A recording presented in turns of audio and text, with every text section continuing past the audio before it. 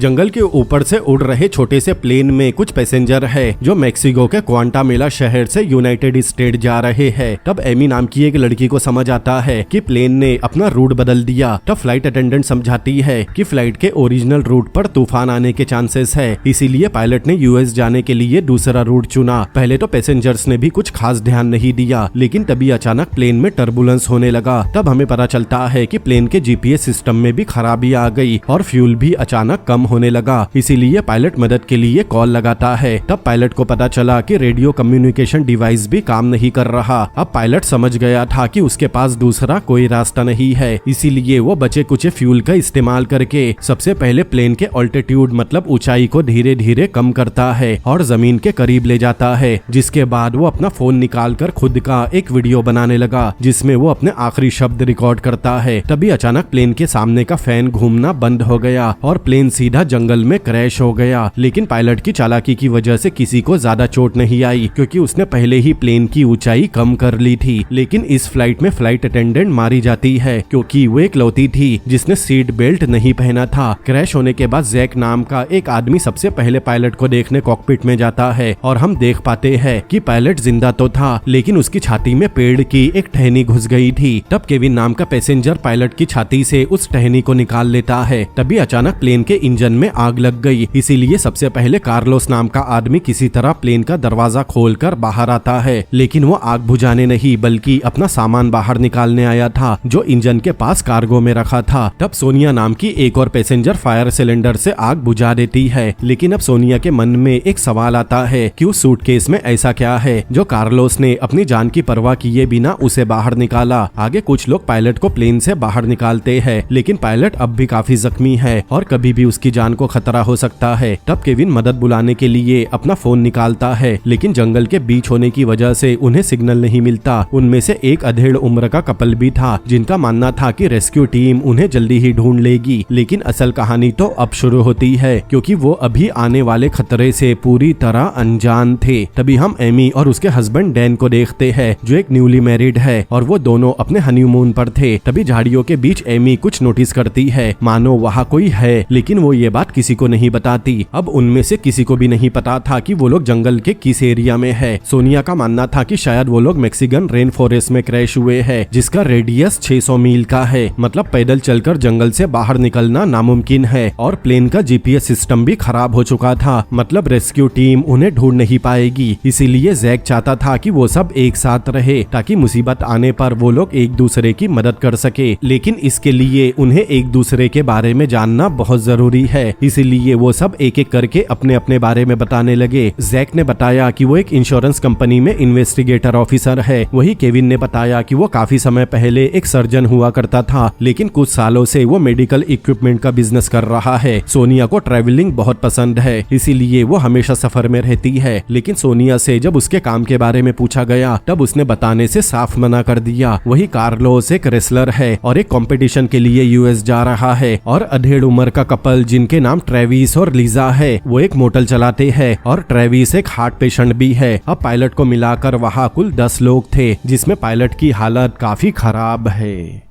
आगे वो लोग प्लेन से खाने पीने का सामान इकट्ठा करते हैं ताकि रेस्क्यू टीम के पहुंचने तक वो लोग किसी तरह सरवाइव कर सके। जिसके बाद जैक और केविन फ्लाइट अटेंडेंट की बॉडी को प्लेन से बाहर निकाल कर कहीं दूर छोड़ आते हैं, क्योंकि कुछ देर में उसकी बॉडी से स्मेल आने लगेगी, जिससे जंगल के जंगली जानवरों का अटैक हो सकता है। इसीलिए वो लोग अटेंडेंट्स की लाश को एक गड्ढे में डाल देते हैं। कुछ देर बाद पायलट जो कोमा में था उसे होश आता है। तब जैक को याद आया कि केविन पहले एक सर्जन था, इसीलिए वो केविन से पायलट का इलाज करने कहता है। लेकिन केविन को प्रैक्टिस छोड़े काफी समय हो गया था और इलाज करने के लिए केविन को सर्जिकल इंस्ट्रूमेंट की जरूरत थी, जो जंगल के बीच में मिलना नामुमकिन है। इसीलिए केविन ने पायलट का इलाज करने से मना कर दिया। आगे वो लोग प्लेन से मिला खाना मिल बांट कर खाते हैं। तभी सोनिया को एक पहाड़ नजर आता है और उसे लगता है कि शायद पहाड़ के ऊपर जाने के बाद उन्हें फोन में सिग्नल मिल जाएगा। लेकिन कार्लोस का कहना था कि उनके पास ज्यादा खाना नहीं बचा है और पानी भी जल्दी खत्म होने वाला है, इसीलिए उन्हें सबसे पहले जंगली जानवर का शिकार करना होगा, साथ ही जंगल में पानी की तलाश भी करनी होगी, वरना वो लोग पहाड़ पर पहुंचने से पहले ही भूख से मर जाएंगे। वही पायलट की हालत खराब होती जा रही थी। अब केविन ही ऐसा आदमी था जो पायलट को बचा सकता था, इसीलिए सभी लोग केविन की तरफ देखने लगे। इसीलिए वो रिस्क लेने का फैसला करता है और सभी लोग प्लेन में मेडिकल किट ढूंढने लगे। तब सोनिया को मेडिकल किट के साथ अल्कोहल की बोतल भी मिलती है, जिससे पायलट के घाव को साफ किया जा सकता है। वही ट्रेविस के पास एक बड़ा सा चाकू था जो केविन के काम आ सकता है। आगे केविन सर्जरी शुरू करता है और उसकी सर्जरी कामयाब भी हो जाती है, लेकिन केविन का मानना था कि वो लोग पायलट के घाव को ज्यादा देर तक इन्फेक्शन से बचाकर नहीं रख सकते। वही दूसरी तरफ एमी और उसका हस्बैंड डैन प्लेन में ही आराम कर रहे थे। तभी एमी को खिड़की के बाहर किसी की परछाई नजर आती है और उसे लगता है कि शायद जंगल में उनके अलावा भी कोई है जो उन पर नजर रख रहा है। अब रात होने पर सभी लोग सो जाते हैं, लेकिन कार्लोस एक्सरसाइज कर रहा था क्योंकि उसे कंपटीशन में जाना है। तभी एक काली परछाई आकर पायलट का मुंह दबा देती है और बिना किसी को पता चले पायलट की मौत हो जाती है।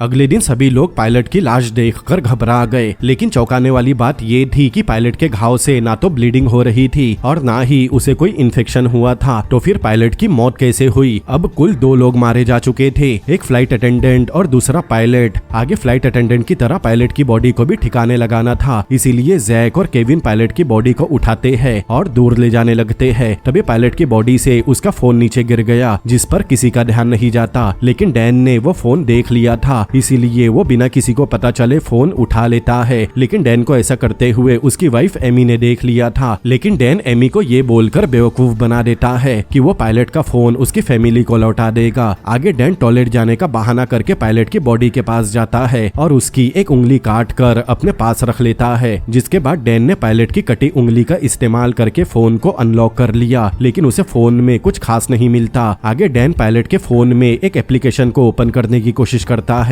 लेकिन वो एप्लीकेशन पासवर्ड से लॉक था। उधर लीजा का मानना था कि पायलट की मौत घाव से नहीं बल्कि दम घुटने से हुई है, क्योंकि उसने पहले भी ऐसा पेशेंट देखा था जिसका चेहरा पूरी तरह से काला पड़ गया था और उसकी आंखों में खून जम चुका था। और यही सेम कंडीशन पायलट की बॉडी की भी हुई थी। मतलब लीजा के हिसाब से पायलट को किसी ने मारा है। वही लीजा के हस्बैंड को पता था कि प्लेन में ऐसा कोई नहीं था जिसकी पायलट से कोई दुश्मनी हो, लेकिन लीजा को लग रहा था कि खाना कम होने की वजह से किसी ने मेंबर कम करने के लिए घायल पायलट को जान से मार दिया। वही सोनिया और एमी आपस में बात करते हैं। तब एमी सोनिया को सच्चाई बताती है कि वो लोग कोई हनीमून पर नहीं जा रहे हैं। दरअसल एमी एक रिच फैमिली से बिलोंग करती है। वही डैन उनका फैमिली ड्राइवर था, लेकिन एमी और डैन एक दूसरे को काफी पसंद करते थे और उनकी फैमिली के खिलाफ जाकर उन्होंने कोर्ट मैरिज कर ली, जिसके बाद वो दोनों एमिली की फैमिली से बचकर भाग रहे हैं। आगे केविन, जैक और कार्लोस मिलकर प्लेन की छानबीन करते हैं। तब उन्हें प्लेन का जीपीएस डिवाइस मिलता है। कार्लोस कहता है कि अगर जीपीएस डिवाइस को किसी पहाड़ पर रखा जाए तो शायद वो काम करने लगेगा और रेस्क्यू टीम को सिग्नल मिल जाएगा, लेकिन पहाड़ पर जाने के लिए उन्हें लगभग आधा दिन लगेगा। इसीलिए जैक चाहता है कि वो लोग सारी रात आराम करने के बाद अर्ली मॉर्निंग पहाड़ पर जाने के लिए निकलेंगे। तभी लीजा कहती है कि उनके पास पानी की सिर्फ 11 बोतल बची है और खाना भी जल्दी ही खत्म होने वाला है। लेकिन तभी उनके साथ कुछ अजीब चीजें होना शुरू हो गई। सबसे पहले एमी को झाड़ियों में एक आदमी नजर आता है, लेकिन कुछ देर बाद वो वहाँ से गायब हो गया। उधर ट्रेविस जो एक हार्ट पेशेंट है, उसकी हार्ट की मेडिसिन अचानक गायब हो गई। वही सोनिया ने देखा कि प्लेन में जो पानी रखा था उसमें से आधा पानी गायब हो चुका है। सोनिया ये बात जैक को बताती है। तब जैक प्लेन के दरवाजे को लॉक करने के लिए वायरिंग रिपेयर करने लगा। सोनिया और जैक लगभग आधा दिन साथ बिताते हैं। तब सोनिया को ऐसा लगने लगा कि जैक उसके लिए परफेक्ट है, इसीलिए वो जैक को अपनी सच्चाई बताती है कि वो कोई ट्रैवलर नहीं बल्कि एक रिपोर्टर है जो क्राइम्स को एक्सपोज करने का काम करती है।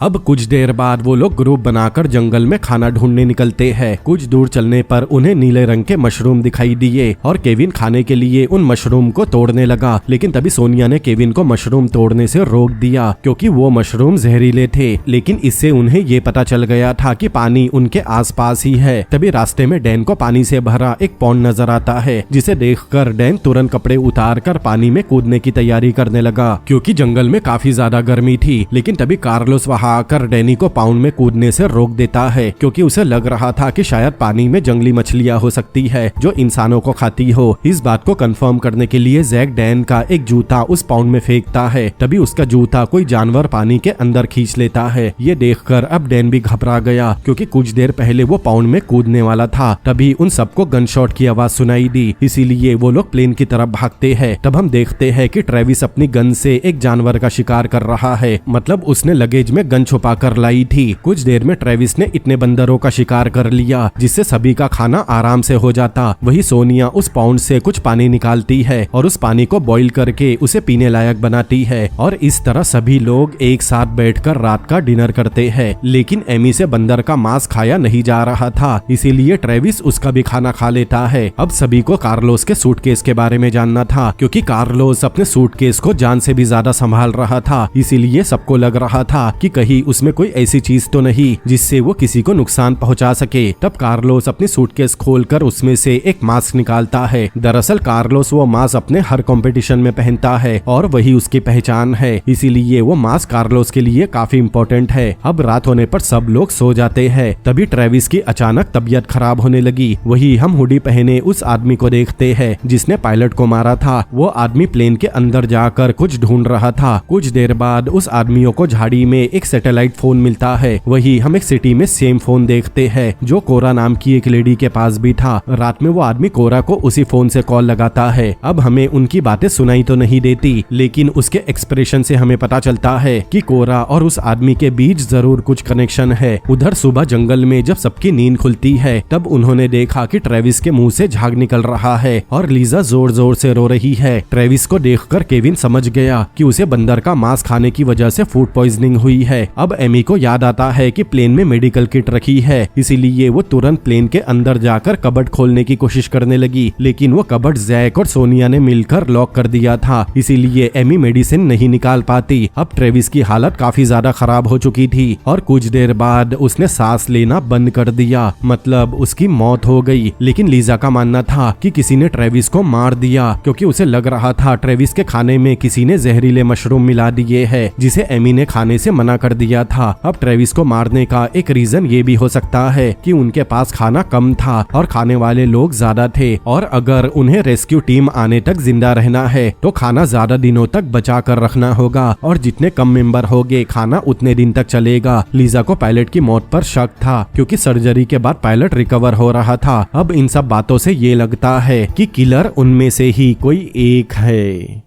अब ट्रेविस के मरने के बाद सोनिया और जैक अफसोस जताते हुए प्लेन में जाकर बैठ गए। तब जैक को अचानक याद आया कि एमी से बंदर का मांस खाया नहीं जा रहा था, इसीलिए ट्रेविस ने उसका खाना भी खा लिया था, मतलब किलर का असली टारगेट एमी थी। उधर डैन अपनी वाइफ एमी को अकेले में ले जाता है और पायलट का फोन दिखाता है। तब उन्हें पायलट के फोन में वो वीडियो मिला जो पायलट ने क्रैश होने से पहले अपनी वाइफ के लिए बनाया था, लेकिन पायलट स्पेनिश था और उसने वो वीडियो भी स्पेनिश भाषा में बनाया था, इसीलिए डैन वो वीडियो बाकी लोगों को दिखाता है। अब कार्लोस भी एक स्पेनिश है। तब कार्लोस सबके लिए उस वीडियो को ट्रांसलेट करता है, जिसमें पायलट बोल रहा था कि वो बहुत जल्द मरने वाला है और अगर वो प्लेन क्रैश से बच भी जाता है तो उनके प्लेन में एक आदमी ऐसा है जो उसे मार देगा। इसीलिए पायलट वीडियो में अपनी वाइफ को भी सावधान रहने कहता है। मतलब लीजा का शक सही था कि जरूर उनमें से कोई एक किलर है और उसी ने ट्रेविस और पायलट की जान ली। कुछ देर बाद हम एमी को देखते हैं जो इन सब बातों से परेशान होकर जंगल के अंदर जाती है। तब उसे हुडी पहना एक आदमी नजर आता है, लेकिन तभी उसके पीछे से एमी का हस्बैंड डैन भी वहाँ पहुँच गया। लेकिन जैसे ही एमी ने दोबारा पलट कर देखा तब वो आदमी वहाँ से गायब हो गया। उधर केविन, सोनिया और कार्लोस प्लेन के जीपीएस डिवाइस को लेकर एक पहाड़ पर जाने के लिए निकल गए, क्योंकि उन्हें अब जल्द से जल्द मदद बुलाना था, वरना वो लोग ऐसे ही एक एक करके मरते रहेंगे। आगे केविन, कार्लोस और सोनिया बारी बारी से जीपीएस डिवाइस को उठाकर चलते हैं, लेकिन चट्टान पर चढ़ते समय सोनिया का पैर फिसल जाता है और वो गिरने लगती है।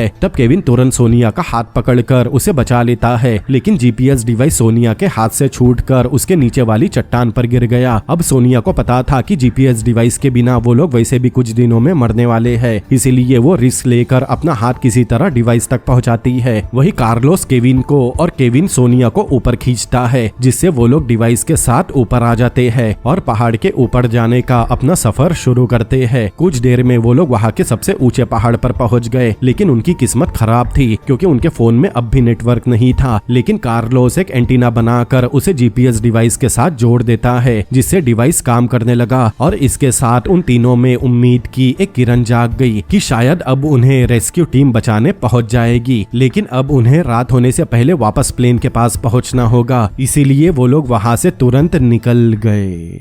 उधर लीजा ट्रेविस की गन से शिकार कर रही थी। तब जैक मदद करने उसके पास जाता है, लेकिन लीजा को अब किसी पर भरोसा नहीं था और वो हर किसी को शक की नजरों से देख रही थी। इसीलिए वो जैक पर भी गन तान देती है और उसे खुद से दूर रहने कहती है। जैक उसे समझाने की कोशिश करता है और ऐसी सिचुएशन में एक दूसरे का साथ देने की बात करता है, लेकिन लीजा अपनी बात पर अड़ी रही। उधर डैन एमी से बार बार पूछने लगा कि उसकी और लीजा की क्या बात हुई, लेकिन एमी डैन को बताना नहीं चाहती। तब डैन उस पर गुस्सा करने लगा, जिससे एमी के सिर में दर्द होने लगा। तब एमी डैन को प्लेन से उसकी मेडिसिन लाने कहती है। डैन के वहां से जाते ही एमी उसका वॉलेट चेक करती है, जिसमें काफी सारे अलग अलग कंपनीज के बिजनेस कार्ड थे और इतने सारे बिजनेस कार्ड सिर्फ एक स्कैमर के पास ही हो सकते हैं। ये देखकर एमी का दिल टूट गया क्योंकि डैन उसे धोखा दे रहा था। अब एमी डैन से कुछ नहीं कहती, लेकिन उसका पूरा शक डैन पर जाता है। लेकिन डैन को इससे कुछ खास फर्क नहीं पड़ता, इसीलिए एमी अकेले में जाकर रोने लगी।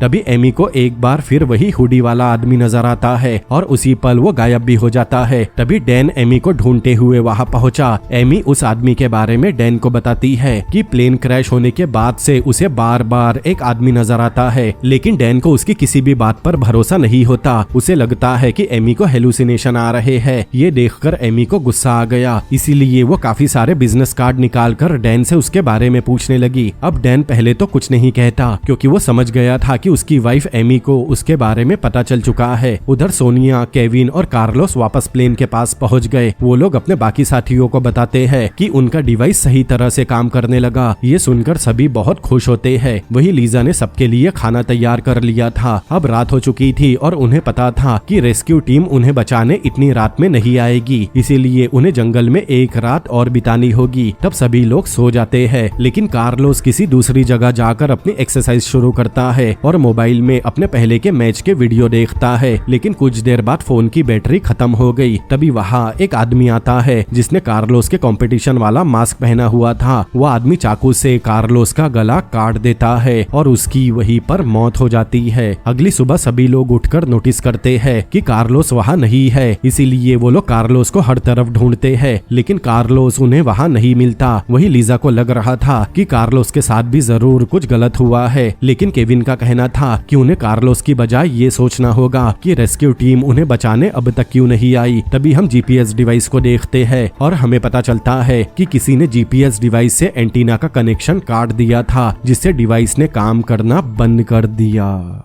अब वो लोग 3 ग्रुप में बढ़ गए। एक ग्रुप पहाड़ पर जीपीएस चेक करने के लिए निकल गया और दूसरा ग्रुप जंगल में कार्लोस को ढूंढने निकल गया। वही तीसरा ग्रुप जिसमें सिर्फ जैक और सोनिया है, वो दोनों प्लेन के पास ही रुक गए। तब जैक बताता है कि उसने एमी को एक आदमी के बारे में बात करते सुना था और उसका मानना था कि वो आदमी उन सब पर नजर रख रहा है, लेकिन जैक ने उस आदमी को अब तक नहीं देखा था। लेकिन जैक को लग रहा था कि शायद उस क्रैश हुए प्लेन में ऐसा कुछ है जिसके लिए वो आदमी वहाँ घूम रहा है और एक करके सबको मार रहा है। इसीलिए जैक और सोनिया मिलकर प्लेन की तलाशी लेने लगे, लेकिन काफी छानबीन करने पर भी उन्हें कुछ नहीं मिला। कुछ देर बाद वहाँ कार्लोस को ढूंढने वाला ग्रुप वापस आता है। उन्हें कार्लोस अब भी नहीं मिला था। अब केविन को लगता है कि शायद जीपीएस ठीक से काम नहीं कर रहा है, इसीलिए वो और सोनिया वापस पहाड़ पर जाने के लिए निकल गए। वही कुछ लोग ठंडी जगह ढूंढकर आराम करने चले गए। अब एमी की नींद खुलती है और उसे फिर से वही आदमी नजर आता है और इस बार उसके हाथ में गन भी थी। वो आदमी एमी की तरफ बढ़ने लगा। तब एमी एक तेज धार वाली लकड़ी उठाती है और उस आदमी के चेस्ट में घोंप देती है। तब वो आदमी अचानक डैन में बदल गया। मतलब एमी को सच में हेलुसिनेशन आ रहे थे। वही केविन और सोनिया ने आधा रास्ता पार कर लिया था और पानी पीने एक जगह रुक गए। तब सोनिया ने काफी सारे कौवों को देखा, वो एक ही जगह पर उड़ रहे थे। तब केविन को शक होता है और वो दोनों वापस पहाड़ से नीचे उतरकर उस जगह पर जाते हैं जहाँ वो कौवे उड़ रहे थे। अब जैसे ही वो दोनों वहाँ पहुँचे, तब उन्हें वहाँ कार्लोस की डेड बॉडी बॉडी मिली। ये देखकर दोनों काफी घबरा गए। फिर दोनों बाकी लोगों के पास आकर कार्लोस की मौत के बारे में बताते हैं। तब उन्हें पता चला कि एमी ने डैन को जख्मी कर दिया, लेकिन तभी डैन एमी का साइड लेते हुए सबको बताता है कि एमी की दिमागी हालत ठीक नहीं है और उसका इलाज चल रहा है। तब वहाँ एक टेररिस्ट अटैक हुआ था और एक हुडी पहने आदमी ने उसके टीचर को एमी के सामने ही गोली मार दी थी और तब से ही एमी डिप्रेशन में चली गई। एमी को अपना दिमाग शांत रखने के लिए मेडिसिन का सहारा लेना पड़ता है। डैन की बातें सुनने के बाद सभी लोग उस पर यकीन तो कर लेते हैं। डैन की बातें सुनने के बाद सभी लोग उस पर यकीन तो कर लेते हैं, लेकिन सबको अब ये पता चल चुका था कि एमी उनके लिए खतरनाक हो सकती है। वही केविन का मानना था कि ट्रेविस और पायलट की मौत एक्सीडेंट से हो सकती है, लेकिन कार्लोस के घाव देखकर कोई भी यही कहेगा कि उसका मर्डर हुआ है। तभी जैक सोच में पड़ गया कि अगर सच में कोई मर्डर कर रहा है तो उसके पास लोगों को मारने का क्या मोटिव हो सकता है। लेकिन किसी को ये नहीं पता था कि प्लेन की छत में काफी सारा ड्रग्स छुपाया गया है और यही वो कारण है जिस वजह से सभी एक एक करके मारे जा रहे हैं। लेकिन अब सवाल ये था कि मर्डर कौन कर रहा है। वही हम एमी और लीजा को बात करते हुए सुनते हैं। एमी का मानना था कि मर्डरर उनमें से कोई नहीं है, लेकिन लीजा को डैन पर शक था क्योंकि प्लेन में रखे ड्रग के बारे में सबसे पहले डैन को ही पता चला। मतलब हो सकता है कि डैन पहले से उस ड्रग के बारे में जानता हो या फिर उसे गलती से पता चला हो। अब डैन एक लालची इंसान है, ये बात पहले ही पता चल गई थी, इसीलिए लीजा का शक डैन पर जाता है। वही केविन जब डैन के घाव का इलाज कर रहा था तब उसने डैन के कंधे पर एक टैटू देखा, इसीलिए वो डैन से अकेले में टैटू के बारे में पूछता है। तब केविन को पता चला कि डैन ने काफी समय पहले एक गैंग ज्वाइन किया था जिसके बाद उसने वो टैटू बनवाया था। लेकिन केविन एक डॉक्टर था और उसने अपनी जिंदगी में काफी सारे कैदियों का इलाज किया था और उसे पता था कि वो टैटू अक्सर कैदियों के पीठ पर बनाया जाता है ताकि भागने के बाद भी कैदियों को आसानी से पहचाना जा सके। अब डैन समझ गया था कि केविन उसे कैदी बोल रहा है, जिससे वो गुस्सा हो गया और केविन के साथ मारपीट करने लगा। तब बाकी लोग आकर डैन को रोकते हैं। तभी लीजा बताती है उसके बुलेट का बॉक्स किसी ने चुरा लिया और अब उसकी गन में बस एक बुलेट बची है। मतलब अब वो लोग शिकार करके अपना पेट नहीं भर पाएंगे।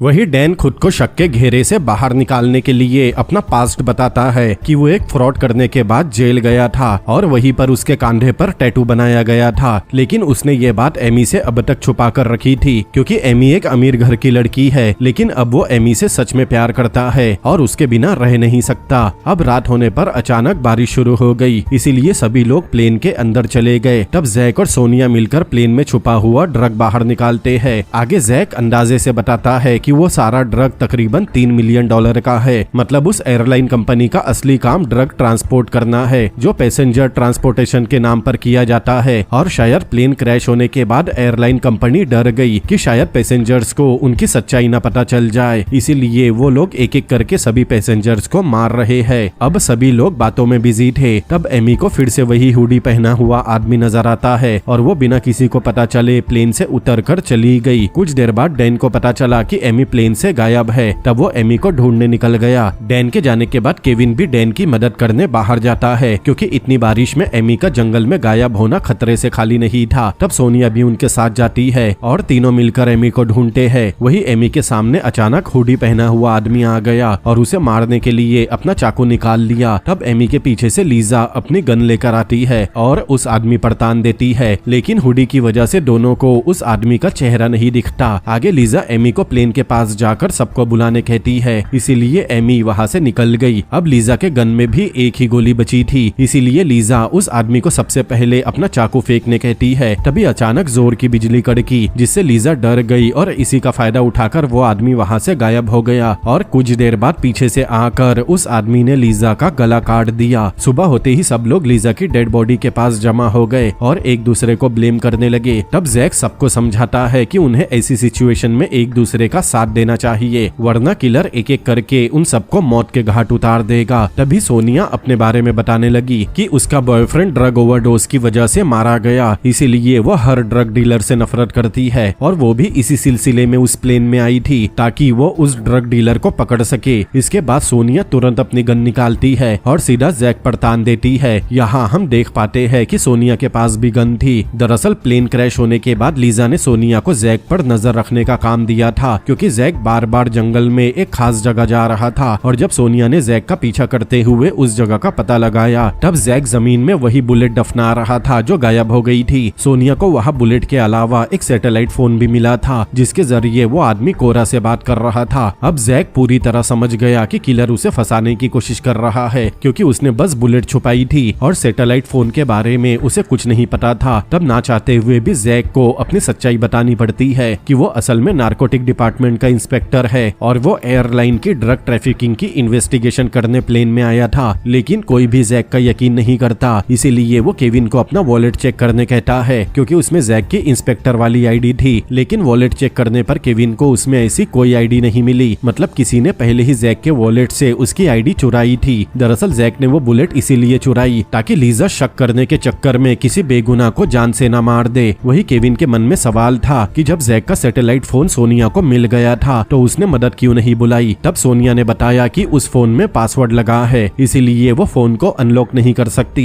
लेकिन यहाँ एक बात तो साफ थी कि वो फोन जैक का नहीं था और उसे फ्रेम किया जा रहा था। लेकिन कोई भी जैक का यकीन करने तैयार नहीं था और डैन तो उसे पीटने भी लगा। लेकिन तभी केविन डैन को रोकता है क्योंकि केविन के मुताबिक वो फोन जैक का है और उसके अलावा किसी को भी फोन का पासवर्ड नहीं पता।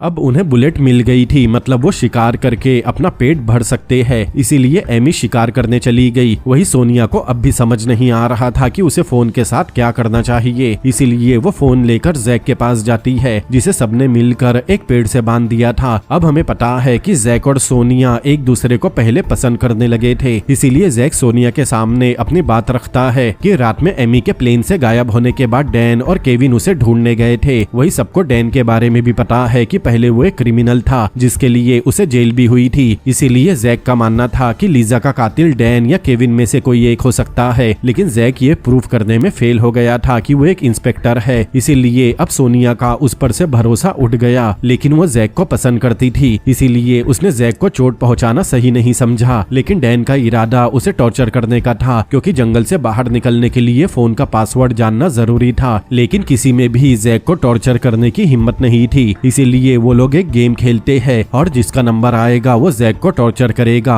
गेम खेलने के बाद केविन का नंबर लगता है, इसीलिए जैक को टॉर्चर करके पासवर्ड निकालने का टास्क केविन को दिया गया। लेकिन तब तक सोनिया टाइम वेस्ट नहीं करना चाहती थी, इसीलिए वो पहाड़ पर जाकर जीपीएस डिवाइस का सिग्नल चेक करने का फैसला करती है। वही डैन और एमी भी वहाँ से चले जाते हैं। अब जैक और केविन के अलावा वहाँ कोई नहीं था, लेकिन केविन एक डॉक्टर था और उसका काम लोगों की जान बचाना था, ना कि उन्हें नुकसान पहुँचाना। इसीलिए केविन जैक को पासवर्ड बताने कहता है और इस बात का यकीन दिलाता है कि अगर उसने पासवर्ड बता दिया तो कोई भी जैक के साथ मारपीट नहीं करेगा। लेकिन असल में वो फोन जैक का नहीं था, तो पासवर्ड बताने का सवाल ही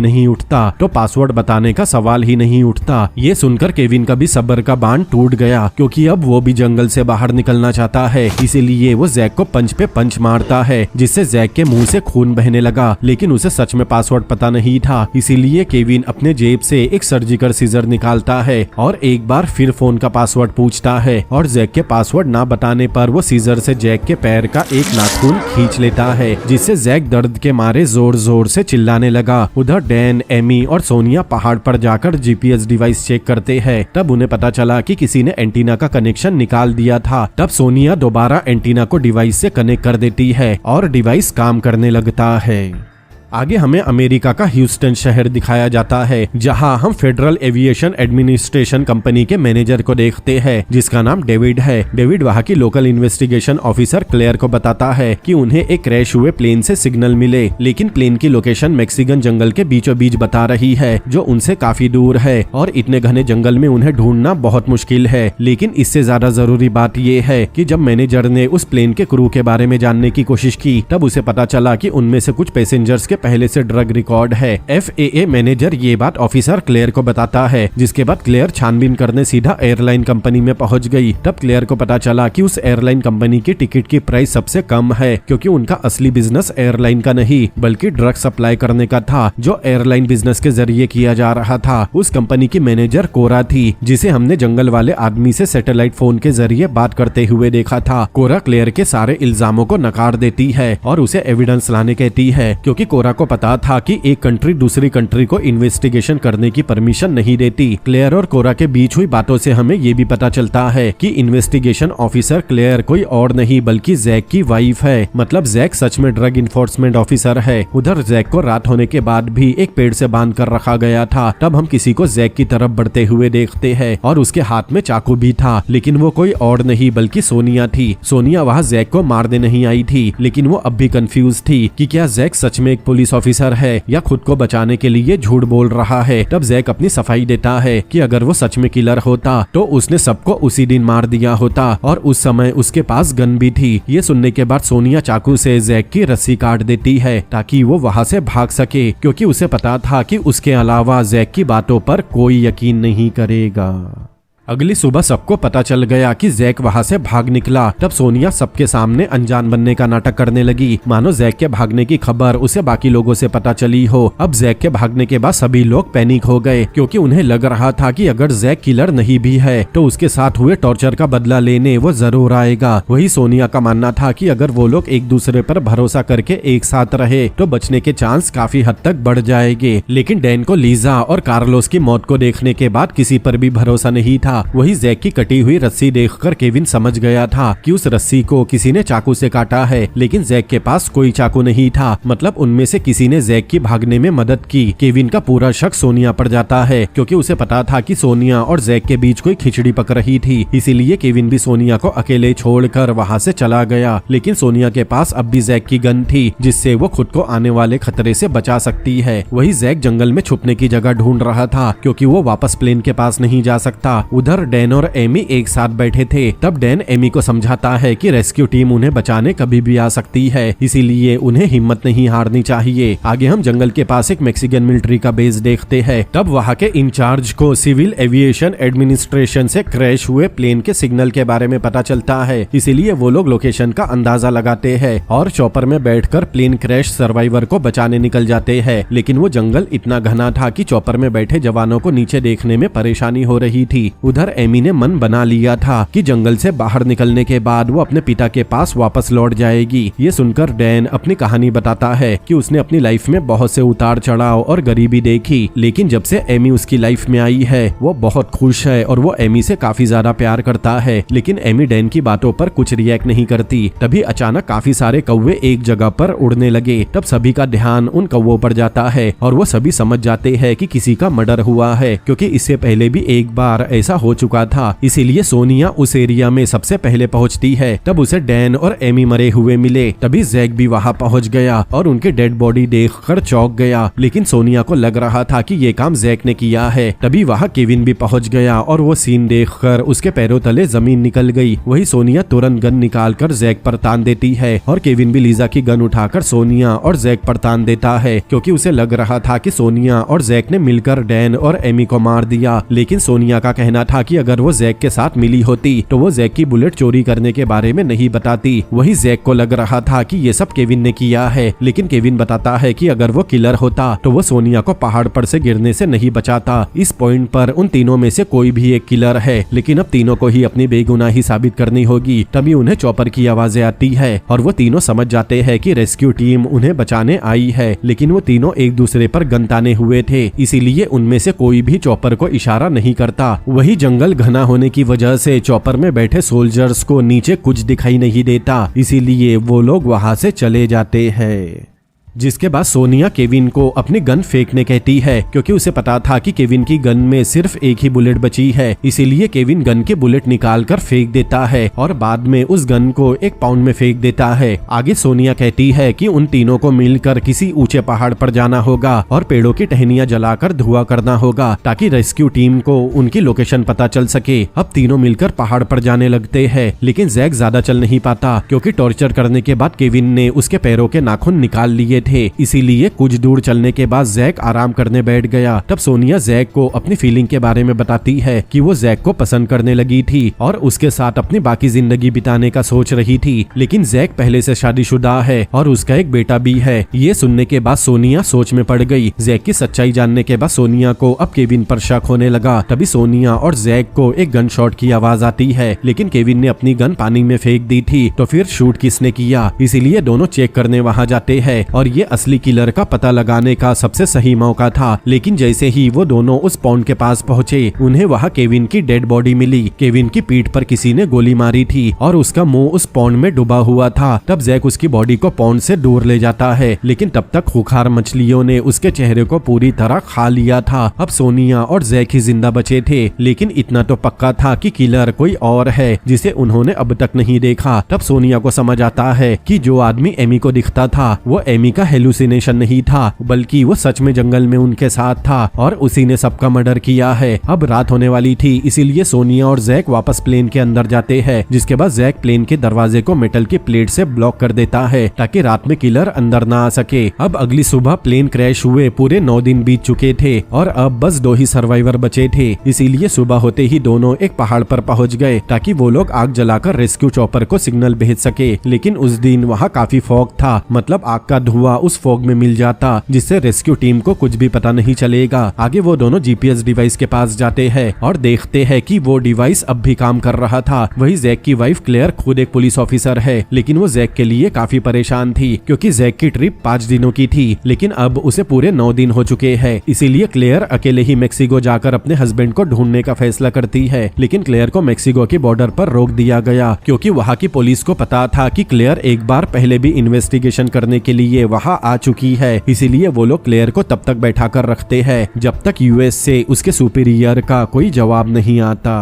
वही दूसरी तरफ सूरज धीरे धीरे तेज होता है और इसी के साथ पहाड़ का फॉग कम होने लगता है। तब सोनिया जैक को वही बैठकर आराम करने कहती है क्योंकि उसके पैरों का घाव काफी गहरा था। इसीलिए सोनिया अकेले ही पेड़ों की टहनियां लेने जाती है ताकि वो लोग आग जला सके। लेकिन सोनिया के कुछ दूर जाने के बाद जैक को किसी के जूतों की आवाज आती है। तब हम हुडी पहने उस आदमी को देखते हैं जो एक बड़ी सी लकड़ी से सोनिया के सिर पर वार करता है, जिसके बाद वो आदमी सोनिया की गन उठाकर सीधा जैक के पास पहुँच गया। उस समय उस आदमी ने कार्लोस का मास्क पहना हुआ था। आदमी जैक पर गन तान देता है। तब डर के मारे जैक नीचे जाने लगा, लेकिन उसके पीछे खाई थी। तब जैक कहता है कि वो सब इनोसेंट लोग थे और उन्होंने उस आदमी को कोई नुकसान भी नहीं पहुंचाया, तो फिर उसने सबको क्यों मार दिया। लेकिन वो आदमी कोई जवाब नहीं देता और जैक को शूट कर देता है, जिससे बेचारा जैक खाई से नीचे गिर गया। जिसके बाद वो आदमी सोनिया के पास जाता है। तब तक सोनिया भी होश में आ गई थी, लेकिन सोनिया जानना चाहती थी कि आखिर वो आदमी कौन है जिसने सबको मार दिया। तब वो आदमी अपना मास्क उतारता है, जिसे देखकर सोनिया के होश उड़ गए, लेकिन उसका चेहरा हम व्यूअर्स को नहीं दिखाया जाता। इससे पहले कि सोनिया आगे कुछ कह पाती, वो आदमी सोनिया के सिर में गोली मार देता है और उसकी भी मौत हो जाती है। अगले दिन रेस्क्यू चॉपर एक बार फिर सर्वाइवर्स को ढूंढने निकलता है, लेकिन इस बार वो उसी पहाड़ पर से गुजरता है जहाँ जीपीएस डिवाइस लगाया गया था। तब चॉपर में बैठे सोल्जर को वो डिवाइस दिख गया और कुछ देर बाद क्रैश हुआ प्लेन भी नजर आ गया।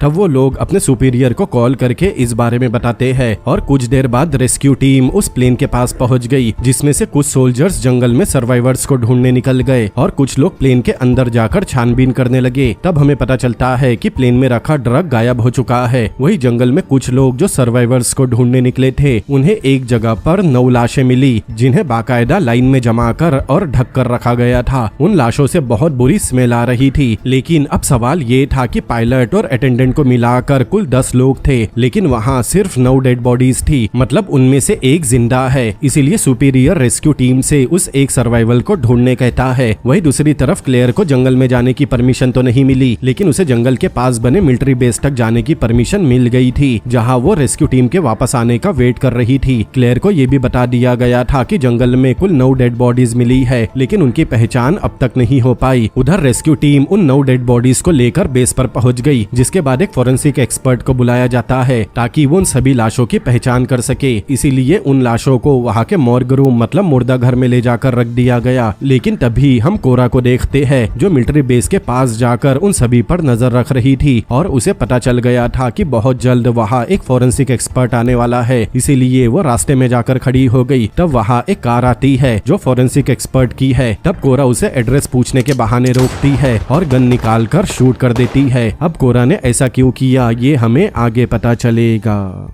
आगे हम उन लाशों को देखते हैं जिन्हें मुर्दा घर में बॉडी बैग में रखा गया था। तब अचानक एक बैग में से चाकू बाहर आता है और बैग को फाड़कर उसमें से एक आदमी बाहर निकलता है जिसका चेहरा नहीं दिखाया जाता। मतलब उन 9 लाशों में से एक किलर था जो मरने का नाटक कर रहा था। इसके बाद किलर एक मिरर के पास जाता है और यहाँ किलर का असली राज खुलता है। वो किलर और कोई नहीं बल्कि केविन था। उधर कोरा फोरेंसिक एक्सपर्ट बनकर मिलिट्री बेस पर पहुंच गई और सभी को इंस्ट्रक्शन देती है कि लाशों की पहचान करने तक उसे डिस्टर्ब न करे। लेकिन सिक्योरिटी रीजन की वजह से कोरा के साथ एक सोल्जर को मुर्दा घर में भेजा जाता है। लेकिन जैसे ही सोल्जर कोरा को लेकर अंदर पहुंचा तब केविन उसके पीछे से आकर सोल्जर को मार देता है। जिसके बाद कोरा और केविन किस करते हैं और हमें पता चलता है कि उन दोनों ने मिलकर ये सारा प्लान बनाया था। कोरा केविन को वहाँ से जल्द निकलने कहती है लेकिन केविन उसे कुछ देर वेट करने कहता है। जिसके बाद केविन एक लाश के पास जाता है और उसका पेट फाड़कर उसमें से ड्रग का पैकेट निकालता है। मतलब वो सारा ड्रग केविन और कोरा का था जिसे वो लोग यूएस ट्रांसफर कर रहे थे और केविन ने ही जंगल में सबको मारकर लाशों के अंदर उस ड्रग को छुपाया था ताकि वो सारा ड्रग मिलिट्री बेस तक पहुंच जाए। तभी जैक की वाइफ क्लेयर भी मिलिट्री बेस पर पहुंच गई। क्लेयर वहाँ के इंचार्ज से मॉर्ग रूम में जाने की परमिशन मांगती है ताकि वो लाशों को चेक करके पता कर सके कि उसका हस्बैंड जैक जिंदा है या नहीं। वही मॉर्ग रूम में केविन ने सारी लाशों में से ड्रग निकाल लिए थे। जिसके बाद वहाँ गैसोलीन छिड़क कर आग लगा दी गई ताकि कोई भी उन लाशों की पहचान न कर सके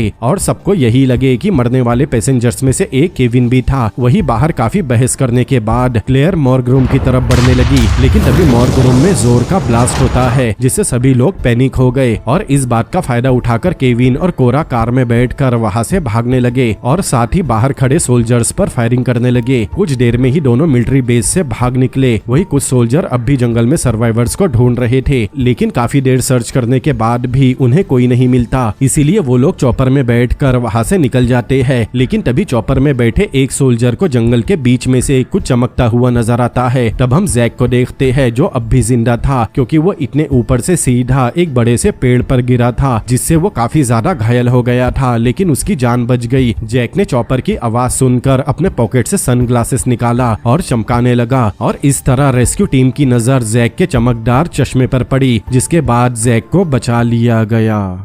उधर मिलिट्री बेस पर इंचार्ज क्लेयर को बताता है कि उन्हें जंगल में जैक मिल गया है लेकिन काफी ज्यादा घायल होने की वजह से उसे सिटी हॉस्पिटल ले जाया गया। तब क्लेयर तुरंत हॉस्पिटल जाकर जैक से मिलती है और चैन की सांस लेती है। दरअसल प्लेन क्रैश होने के बाद केविन अकेला इतने बड़े जंगल से ड्रग बाहर नहीं निकाल सकता था। इसीलिए उसने प्लान बनाया कि रेस्क्यू टीम के वहाँ पहुँचने से पहले ही वो सबको खत्म कर देगा और उनकी डेड बॉडी में सारा ड्रग भर देगा और जब रेस्क्यू टीम वहाँ पहुँचेगी तब वो लोग उन लाशों को चॉपर में डालकर अपने बेस लेकर जाएंगे जहां से ड्रग को कहीं भी ट्रांसफर करना केविन के लिए आसान हो जाएगा। और ये केविन का सबसे परफेक्ट प्लान था जो काम कर गया। लेकिन अब सवाल ये था कि हमने केविन को भी मरते हुए देखा था तो केविन ये सब कैसे कर सकता है। तो आपको याद होगा कि आखिर में सिर्फ सोनिया, जैक और केविन ही बचे थे। तब केविन समझ गया कि वो जल्दी ही पकड़ा जाएगा क्योंकि शक करने के लिए अब ज्यादा लोग नहीं बचे थे। इसीलिए उसने अपने कपड़े उतार कर डैन की डेड बॉडी को पहना दिए और जानबूझकर उसका मुंह पानी से भरे पॉन्ड में डाल दिया ताकि मछलियां उसका चेहरा बिगाड़ दे और उन दोनों को यही लगे कि वो डैन नहीं केविन है। अब आपको याद होगा केविन ने अपनी गन पानी में फेंकने से पहले उसकी बुलेट को नीचे गिरा दिया था जिसके बाद जैक और सोनिया को गन शॉट की आवाज आई थी।